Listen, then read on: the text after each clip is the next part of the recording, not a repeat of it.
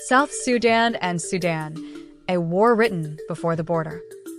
In the heart of Africa once stood one of the continent's largest nations, Sudan, a land where the golden Sahara met the green marshes of the south.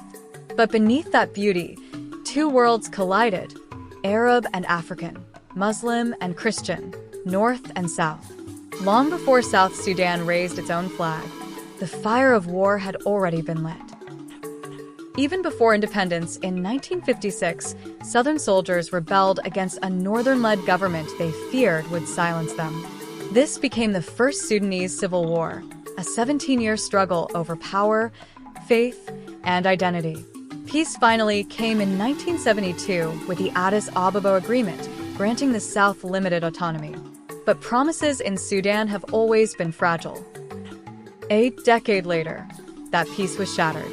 President Jafar Numeri scrapped Southern autonomy and imposed Sharia law across the entire nation. At the same time, oil was discovered along the north-south border, turning faith into fortune and fortune into conflict.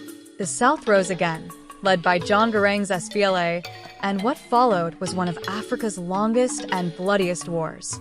2 million people lost their lives before the Comprehensive Peace Agreement was signed in 2005.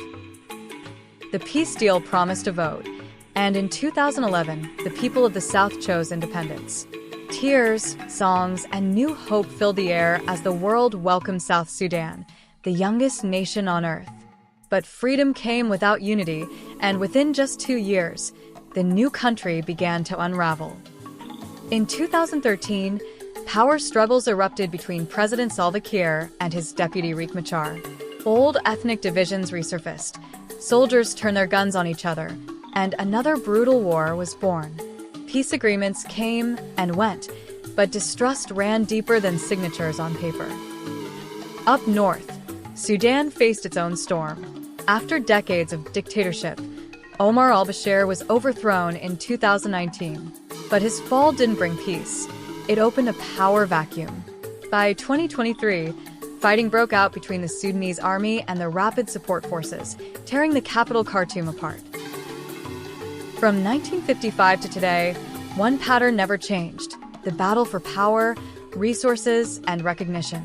The North kept control. The South demanded dignity.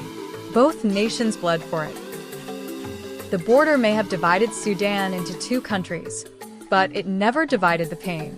Until power is shared, oil is managed fairly, and every community feels seen, the echoes of war will keep returning, just like the river Nile that ties them both forever.